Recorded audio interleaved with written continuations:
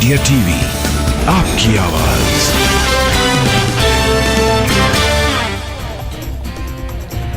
मराठा आरक्षण की मांग पर आज महाराष्ट्र के संभाजीनगर में बंद का ऐलान। सकल मराठा समाज के कार्यकर्ता प्रदर्शन करेंगे। जालना में हुए लाठीचार्ज का भी विरोध करेंगे मराठा समाज के लोग। गृहमंत्री देवेंद्र फडणवीस के इस्तीफे की कर रहे हैं मांग।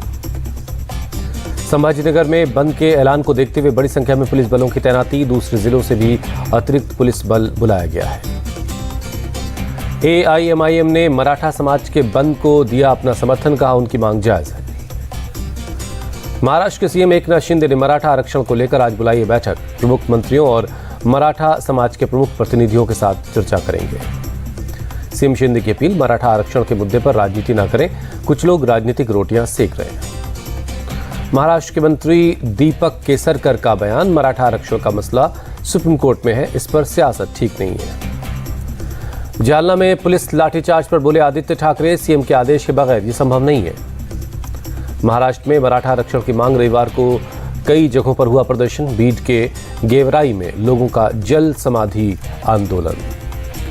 सोलापुर में भी मराठा समाज का प्रदर्शन। सोलापुर पुणे हाईवे को लोगों ने जाम किया। जालना हिंसा पर प्रशासन का कड़ा एक्शन, 40 आरोपी गिरफ्तार। पुलिस ने मामले में दर्ज की 6 एफआईआर। जालना के एसपी तुषार डोसी को छुट्टी पर भेजा गया। आईपीएस अधिकारी शैलेश बालकावड़े को दी गई जिम्मेदारी। जालना हिंसा के बाद जालना और औरंगाबाद में महाराष्ट्र पुलिस एक्ट की धारा 37 लागू। एक जगह बेवजह 5 लोगों के इकट्ठा होने पर रोक है। तमिलनाडु के मंत्री उदयनिधि स्टालिन के सनातन धर्म पर दिए गए बयान के बाद सियासत जोरों पर है। दिल्ली बीजेपी आज इसके खिलाफ प्रदर्शन करेगी। दिल्ली बीजेपी ने उदयनिधि स्टालिन के खिलाफ एफआईआर दर्ज करने की मांग की है। आज रेजिडेंट कमिश्नर के माध्यम से तमिलनाडु सरकार के सामने विरोध दर्ज करवाएगी बीजेपी। उदयनिधि अपने बयान पर कायम है, कहा मैं भगवा धमकियों से डरने वाला नहीं, कानूनी कार्रवाई के लिए भी तैयार हूं। दिल्ली में उदयनिधि स्टालिन के बयान पर एफआईआर, सुप्रीम कोर्ट के एक वकील ने पुलिस में शिकायत की। उदयनिधि के बयान पर बोले अमित शाह, वोट बैंक की वजह से ऐसी बातें कर रहे हैं। बीजेपी नेता सुधांशु त्रिवेदी की मांग, उदयनिधि के बयान का संज्ञान ले कोर्ट, ये नफरत फैलाने का मामला है। सीएम शिवराज सिंह चौहान का बयान, सनातन का ध्वजा सदैव लहराता रहेगा, पहले भी सनातन को खत्म करने की कोशिशें हो चुकी हैं। उदयनिधि के बयान पर सीएम हेमंतवा ने राहुल गांधी को घेरा, पूछा क्यों वो डीएमके को अलायंस से बाहर नहीं निकालते। दिल्ली बीजेपी चीफ वीरेंद्र सचदेवा का सवाल, उदयनिधि के सनातन विरोधी बयान पर चुप क्यों है केजरीवाल। बीजेपी नेता शाहनवाज हुसैन का इंडिया गठबंधन से सवाल, क्या गठबंधन उदयनिधि के बयान से सहमत है। बीजेपी सांसद सुशील मोदी की मांग, उदयनिधि का बयान नफरत फैलाने वाला, उनको जेल में डाला जाना चाहिए। आरजेडी नेता मृत्युंजय तिवारी की मांग, अविलंब सनातनियों से माफी मांगे उदयनिधि। उदयनिधि के बचाव में उतरे आरजेडी सांसद मनोज झा, कहा कभी कभी प्रतीक मुहावरों के अंदर जाकर सोचना होगा, सनातन में कई विकृतियां हैं। स्वामी चक्रपाणी ने इंडिया गठबंधन पर साधा निशाना, कहा इनका उद्देश्य सनातन धर्म को खत्म करना है। उदयनिधि स्टालिन पर बरसे आरएसएस नेता इंद्रेश कुमार, उनके बयान को लोकतंत्र विरोधी, मानवता विरोधी और भगवान विरोधी बताया। उदयनिधि के बयान का उद्धव गुट के सांसद अरविंद सावंत ने बचाव किया, बोले राज्य के हालात को लेकर उन्होंने दिया बयान। उदयनिधि के बयान पर बोले कांग्रेस नेता राशिद अल्वी, बीजेपी ने धर्म का किया राजनीतिकरण, इसीलिए कोई कुछ भी बोल देता है। सभी धर्मों का होना चाहिए सम्मान, दूसरे धर्म पर ना करें कोई कमेंट। उदयनिधि के बयान पर बोले संजय सिंह। कांग्रेस नेता प्रमोद कृष्णम का बयान, नेताओं के बीच हिंदुओं को गाली देने की होड़ है। गिरिराज सिंह का बयान, लालू नीतीश ने उदयनिधि को बनाया गठबंधन का प्रवक्ता, क्या हिंदू धर्म को खत्म करना गठबंधन का एजेंडा। उदयनिधि के बयान पर बोले यूपी के डिप्टी सीएम केशव प्रसाद मौर्य, ये समाज में विद्वेष पैदा करने का एक असफल प्रयास है। उदयनिधि के बयान पर डीएम की प्रवक्ता TKS एलंगोवन की सफाई, कहा उन्होंने तमिल संस्कृति की बात कही, जहां सभी लोग एक समान हैं। आरजेडी सुप्रीमो लालू प्रसाद यादव पर भड़के नीतीश कुमार की पार्टी के विधायक गोपाल मंडल, राहुल गांधी को प्रोजेक्ट करने का लगाया आरोप। लालू यादव पर निशाना साधते हुए मर्यादा भूले गोपाल मंडल, कहा किडनी ट्रांसप्लांट के बाद उनका दिमाग थोड़ा सठिया गया है। गोपाल मंडल ने राहुल गांधी की योग्यता पर सवाल खड़ा किया। लालू के राहुल की शादी को लेकर सलाह देने वाले बयान को भी पीएम कैंडिडेट से जोड़ दिया। आज राजस्थान के दौरे पर जाएंगे दिल्ली के मुख्यमंत्री अरविंद केजरीवाल। विधानसभा चुनाव के लिए गारंटी की घोषणा करेंगे। आज राजस्थान के जैसलमेर जाएंगे रक्षा मंत्री राजनाथ सिंह। बीजेपी की परिवर्तन यात्रा संकल्प यात्रा को हरी झंडी दिखाकर रवाना करेंगे। जनसभा को भी संबोधित करेंगे। जैसलमेर के बाद एमपी के नीमच जाएंगे राजनाथ सिंह। जन आशीर्वाद यात्रा के शुभारंभ में शामिल होंगे। डूंगरपुर के बेड़ेश्वर धाम से परिवर्तन संकल्प यात्रा की शुरुआत होगी। गृहमंत्री अमित शाह बोले, वीरों की पवित्र जमीन से बदलाव का आगाज होगा। 19 दिनों में 2500 किलोमीटर की दूरी तय करेगी बीजेपी की परिवर्तन यात्रा। 52 असेंबली सीटों को कवर करेगी। गहलोत सरकार पर बरसे अमित शाह। केंद्र का पैसा खा रही गहलोत सरकार को उखाड़ फेंकेगी जनता। वसुंधरा राजे का गहलोत सरकार पर अटैक। आदिवासियों के साथ हो रहा है भेदभाव। नारी शक्ति नहीं सहेगी अन्याय। परिवर्तन संकल्प यात्रा के दौरान अमित शाह का रोड शो। कार्यकर्ताओं ने फूल मालाओं से स्वागत किया। बीजेपी की परिवर्तन यात्रा में भीड़ ही नहीं। राजस्थान के मंत्री प्रताप सिंह खाचरियावास का बयान। एमपी के सतना में जेपी नड्डा ने जन आशीर्वाद यात्रा शुरू की। कहा, जनता फिर से बीजेपी को जिताएगी। जेपी नड्डा ने कहा, एनडीए काम करने में व्यस्त है। इंडिया अलायंस कल्चर और धर्म को नुकसान पहुंचाने में। सीएम शिवराज का बयान। कांग्रेस के समय में डाकुओं का था बोलबाला। बीजेपी सरकार ने खत्म किया गुंडाराज। एमपी में बीजेपी की यात्रा छल और लूट की यात्रा है। कांग्रेस नेता रणदीप सुरजेवाला का बयान। विधानसभा चुनाव में टिकट बंटवारे पर बोले पूर्व मुख्यमंत्री कमलनाथ, सभी से चर्चा के बाद मानदंड तय किया जाएगा। भोपाल में गुड्डू राजा ने छोड़ा बीएसपी का दामन। 1100 गाड़ियों के काफिले के साथ कांग्रेस में शामिल हुए। 7 सितंबर को भारत जोड़ो यात्रा की पहली वर्षगांठ है। देश के हर जिले में कार्यकर्ता पदयात्रा निकालेंगे। दिल्ली में कांग्रेस चीफ खड़गे ने बुलाई मीटिंग। 5 सितंबर को इंडिया गठबंधन के फ्लोर लीडर्स के साथ चर्चा करेंगे। मल्लिकार्जुन खड़गे के घर पर बैठक में राहुल गांधी और केसी वेणुगोपाल शामिल हुए। संगठन मजबूत करने पर चर्चा हुई। दिल्ली कांग्रेस इकाई ने जिला प्रभारियों के साथ की मीटिंग। लोकसभा चुनाव को लेकर रणनीति पर चर्चा हुई। घोसी उपचुनाव पर बोले डिप्टी सीएम ब्रजेश पाठक, अधिकारियों को धमकी दे रहे हैं एसपी प्रत्याशी के बेटे। घोसी की जनता से अखिलेश यादव की अपील, स्वतंत्र होकर वोट डालें, किसी के दबाव न आए। शिवपाल यादव को लेकर ओपी राजभर का दावा। लोकसभा चुनाव से पहले बीजेपी में शामिल होंगे शिवपाल। यूपी के पूर्व डिप्टी सीएम दिनेश शर्मा जाएंगे राज्यसभा। बीजेपी ने यूपी से बनाया है उम्मीदवार। जयपुर में ब्राह्मण महासंगम का आयोजन। 14% आरक्षण और ब्राह्मण सीएम की मांग। हरियाणा के भिवानी में सीएम केजरीवाल की जनसभा। कहा, खट्टर सरकार से परेशान जनता अब बदलाव चाहती है।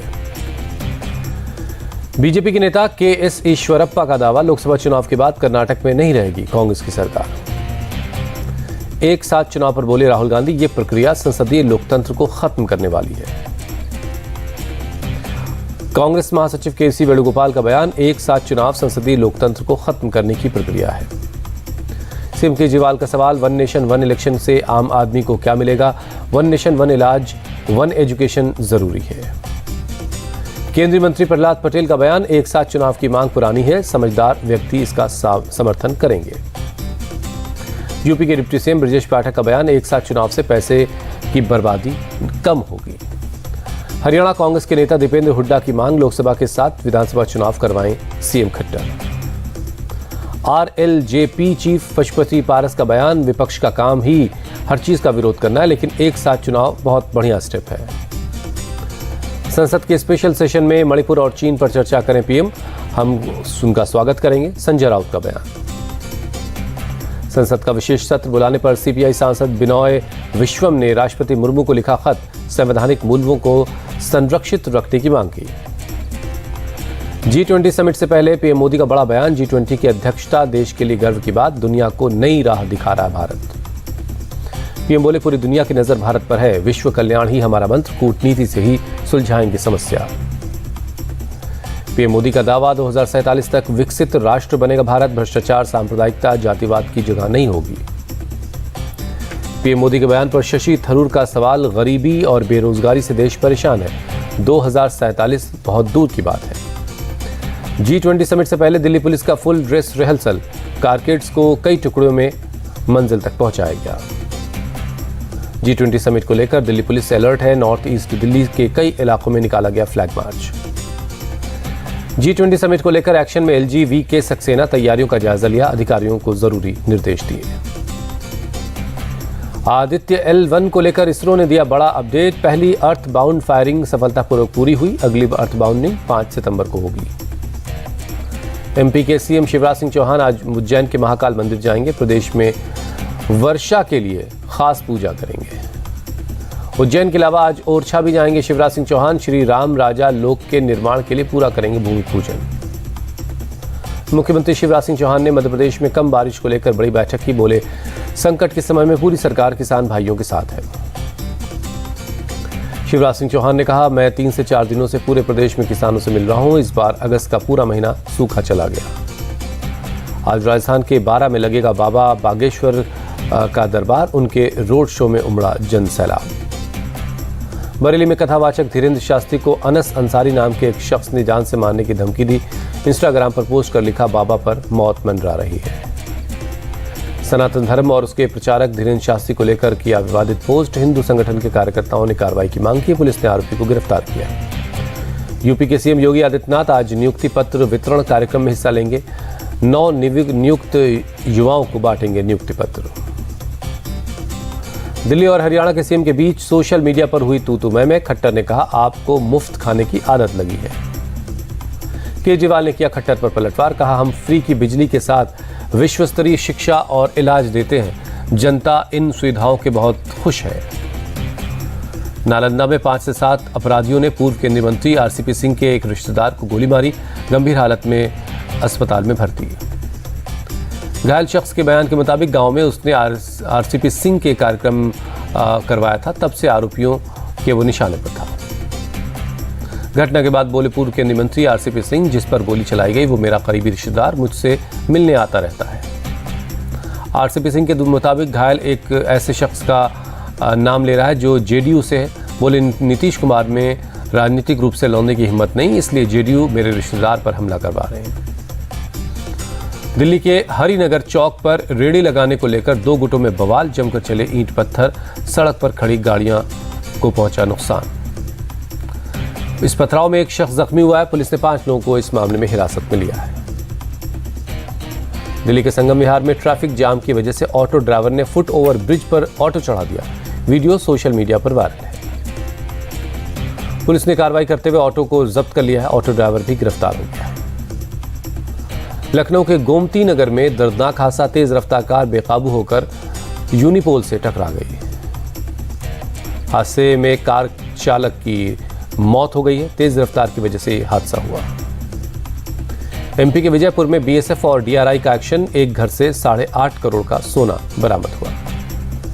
मुद्रा पोर्ट से 6.5 करोड़ की विदेशी सिगरेट कस्टम डिपार्टमेंट ने जब्त किए। सिगरेट पर मेड इन टर्की का मार्क है। राजौरी में नेशनल हाईवे के पास से IED मिला है। सुरक्षा बलों ने डिफ्यूज किया। ओडिशा के भुवनेश्वर में 48 घंटों के लिए भारी बारिश और तूफान का अलर्ट है। लोगों से सावधान रहने की अपील की गई है। टाइफून हाइकुई को लेकर ताइवान में अलर्ट है। उड़ानें, रेल और नाव सेवाएं कैंसिल कर दी गई हैं। तूफान की वजह से 107 मील प्रति घंटे की रफ्तार से हवाएं चलेंगी। कई पेड़ टूटे। लैंडस्लाइड की वजह से ट्रैफिक पर लगा ब्रेक। अमेरिका के लॉस वेगास में भारी बारिश हुई। सड़कों पर पानी भरा, यातायात प्रभावित हुआ। अटलांटा में घरेलू विवाद के दौरान 2 बच्चों समेत 5 लोगों को गोली मार दी गई। खुद को भी गोली मारकर शख्स ने आत्महत्या कर ली। रूस के सेंट पीटर्सबर्ग में तेल डिपो में लगी भीषण आग। फायर फाइटर्स ने वीडियो जारी किया है। अमेरिका और दक्षिण कोरिया के बीच मिलिट्री ड्रिल से बौखलाया उत्तर कोरिया। परमाणु हमले का किया अभ्यास। एशिया कप में भारत और नेपाल के बीच आज होगी टक्कर। दोनों टीमें पहली बार आमने सामने होंगी। श्रीलंका के कैंडी में भारत और नेपाल के बीच होगी टक्कर। दोपहर 3 बजे शुरू होगा मुकाबला। जीतने वाली टीम की सुपर 4 में होगी entry. Jasprit Bumrah Asia cup में नेपाल के खिलाफ नहीं खेलेंगे। पारिवारिक कारणों से एशिया कप बीच में छोड़कर वापस मुंबई लौटे। भारत के खिलाफ मुकाबले से पहले नेपाल के कप्तान रोहित पौडेल का बयान। कहा, भारत के स्टार बल्लेबाजों से निपटने का प्लान तैयार है।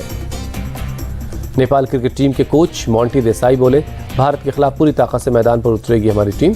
सुपर 4 क्वालिफाई के लिए मैच जीतना जरूरी है। नेपाल के प्लेयर आरिफ शेख विराट को करना चाहते हैं बोल्ड, कहा मुकाबले में भारत को देना चाहते हैं कड़ी टक्कर।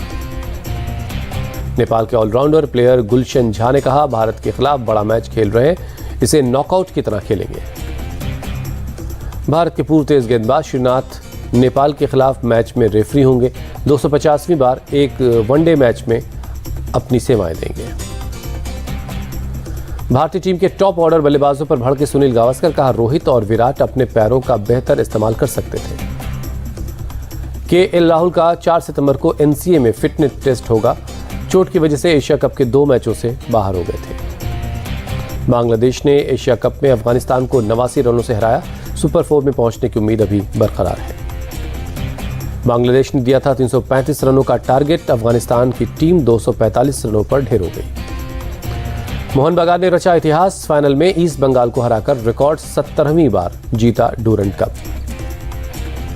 यूएस ओपन में रूस के मेदवेदेव ने अर्जेंटीना के सेबेस्टियन वेज को हराया। चौथे दौर में की एंट्री, कार्लोस अल्काराज भी जीते।